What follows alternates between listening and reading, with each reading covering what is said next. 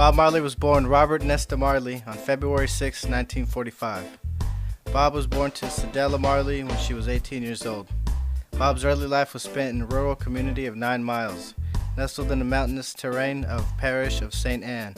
In 1963, Bob Marley and his childhood friend Neville Livingston, aka Bunny Wailer, began attending vocal classes held by Trenchtown resident Joe Higgs, a successful singer who mentored many young singers in the principles of rhythm, harmony, and melody. In his Trenchtown yard, Higgs introduced Bob and Bunny to Peter Tosh, and the Bob Marley and the Wailers legend was born.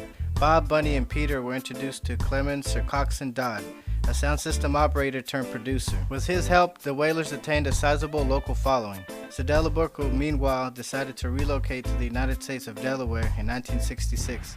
The same year, Bob married Rita Anderson and joined his mother in Delaware for a few months, where he worked as a DuPont lab assistant on an assembly line at a Chrysler plant under the alias Donald Marley.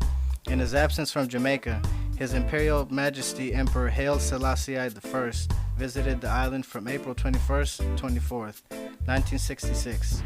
His Majesty is revered as Lord and Savior, according to Rastafarian beliefs, and his visit to Jamaica had a profound impact upon Rita and Bob.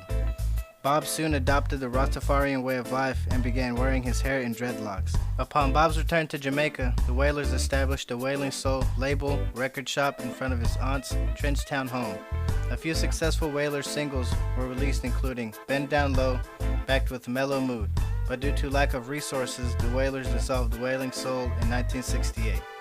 In 1970, the Wailers forged a crucial relationship with Jamaican producer Lee Scratch Perry. The Wailers' collaborations with Perry were featured on the album Soul Rebels, the first Wailers album released in the UK.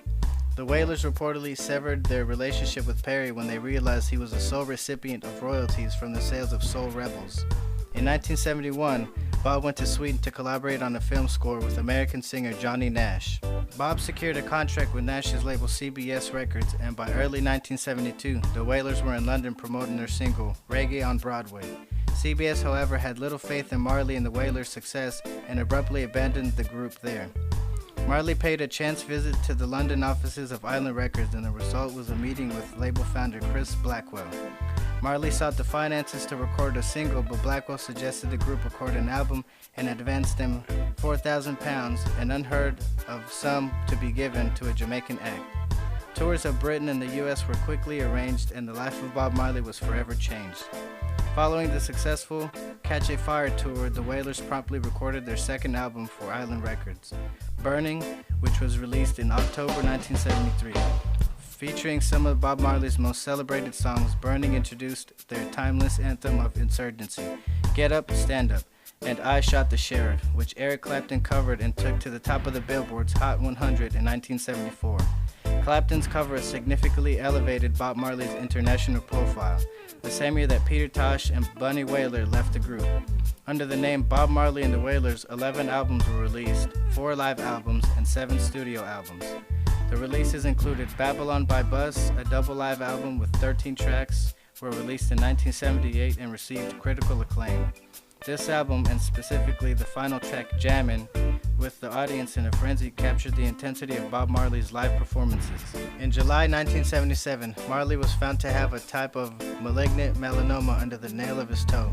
Contrary to urban legend, this lesion was not primarily caused by an injury during a football match that year, but was instead a symptom of the already existing cancer. Marley turned down his doctor's advice to have his toe amputated, citing his religious beliefs. Despite his illness, he continued touring and was in the process of scheduling a world tour in 1980. Bob Marley appeared at the Stanley Theater, now called the Benedum Center for the Performing Arts, in Pittsburgh, Pennsylvania, on September 23, 1980. It would be his last concert. Shortly afterwards, Marley's health deteriorated and became very ill. The cancer had spread throughout his body. The rest of the tour was canceled, and Marley sought treatment at the Bavarian clinic of Joseph Eisels. After fighting the cancer without success for 8 months, Marley boarded a plane for his home in Jamaica. While flying home from Germany to Jamaica, Marley's vital functions worsened. After landing in Miami, Florida, he was taken to the hospital for immediate medical attention. Bob Marley died on May 11, 1981 at the Cedars of Lebanon Hospital in Miami. He was 36 years old. His final words to his son Ziggy were, "Money can't buy life."